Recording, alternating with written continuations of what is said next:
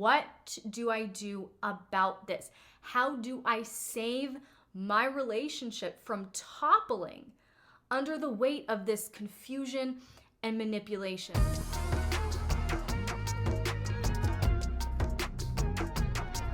Hey, Alex Army, and welcome back. This is week 3 of our current series, Dominance and Dog Training, where I hope to help you overwhelmed and burnt out dominants get to the root of submissive entitlement and tackle some of the most common challenges to DS dynamics. So if you missed last week's video, you can find the link in this video's description. But as a quick recap, here are the first 3 principles we covered last week. The dynamic must be built on a consensual power exchange, which includes the submissive's foundational belief that the dominant is superior and they desire to yield to that superiority. Patience and trust are 2 sides of the same coin, and when a submissive treats a privilege like a right, it's time to remove the privilege until entitlement is snuffed out by gratitude. And ongoing and responsive obedience are both important, but responsive obedience keeps the submissive more present, demands their focus stay with the dominant, prevents mindless obedience and distraction, and keeps the submissive experience novel, unpredictable, and therefore more exciting.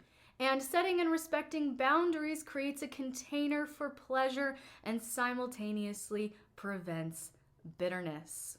And that brings us to our first point today, correction and reinforcement. Now notice I put these in the same point because these are, again, 2 sides of the same coin. This is how to maintain consistent behaviors you desire to see as a dominant. Because the goal of behavior modification and ongoing obedience is to convey the idea that obedience is satisfying.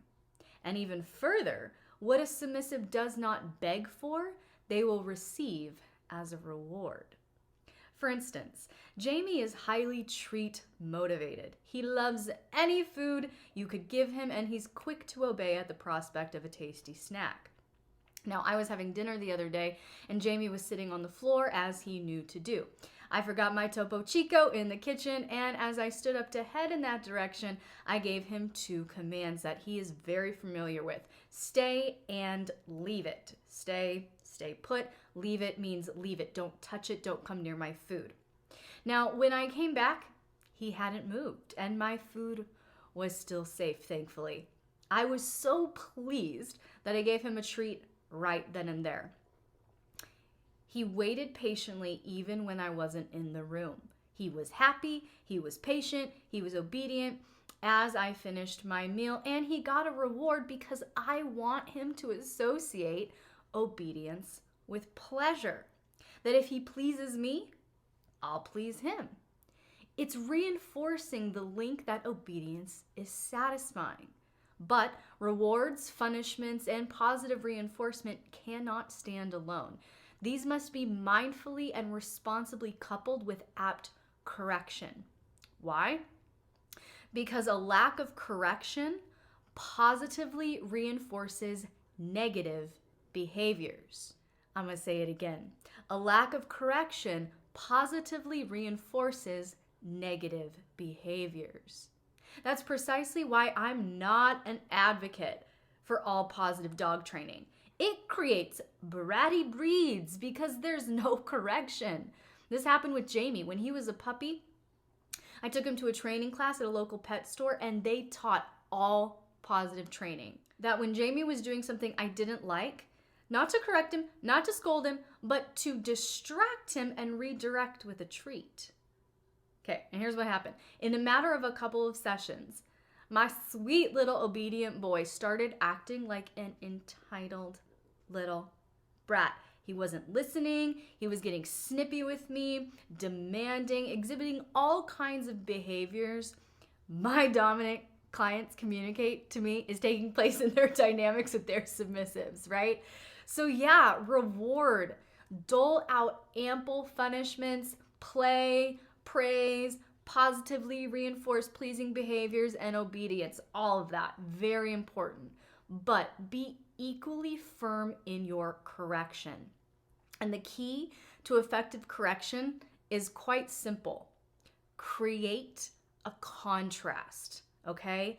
There should be such a stark difference in how you address your submissive when you're pleased with their behavior and when they've earned a correction and redirection.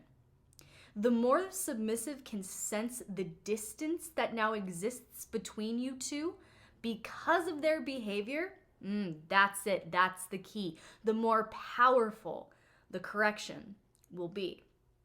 For instance, I'm usually very happy and upbeat and sweet when I talk to Jamie, and he usually hears more pet names than his actual name from me. But on the very rare occasion that he acts out, for instance, biting my hand if I'm trying to pry something out of his mouth that he shouldn't have eaten in the first place, I'll scold him and I'll use his name, Jamie Alexander, bad, ouch.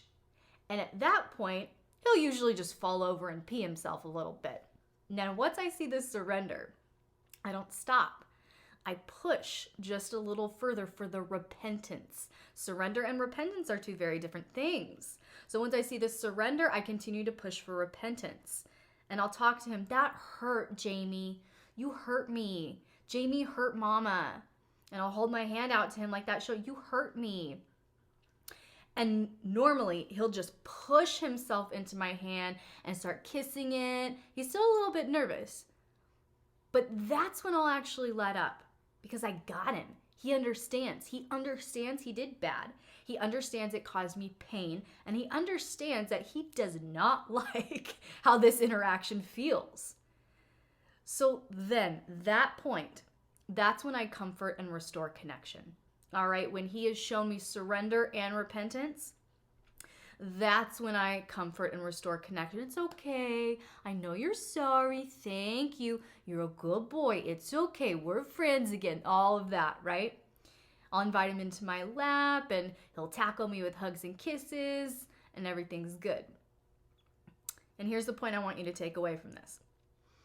Correction will be ineffective if the connection doesn't feel good, right? If the connection the submissive normally has with you doesn't feel so good, so pleasing, so connected, so full of pleasure and joy, if that connection doesn't feel good, correction will be ineffective. But if you feel like your submissive just isn't responding to your leadership, no matter what you do or how consistent you are, you don't want to miss my new submissive training bundle on Patreon. This resource contains 8 exclusive downloads, including 3 brand new guides. A dominance guide to deepen devotion, a dominance guide to tackling trauma triggers, and 8 dog training techniques for effective behavior modification. Just go over to patreon.com/LXerotica to get instant access. And be sure you're subscribed and have those notifications turned on because next week we're continuing our deep dive into these overlapping principles between dominance and dog training.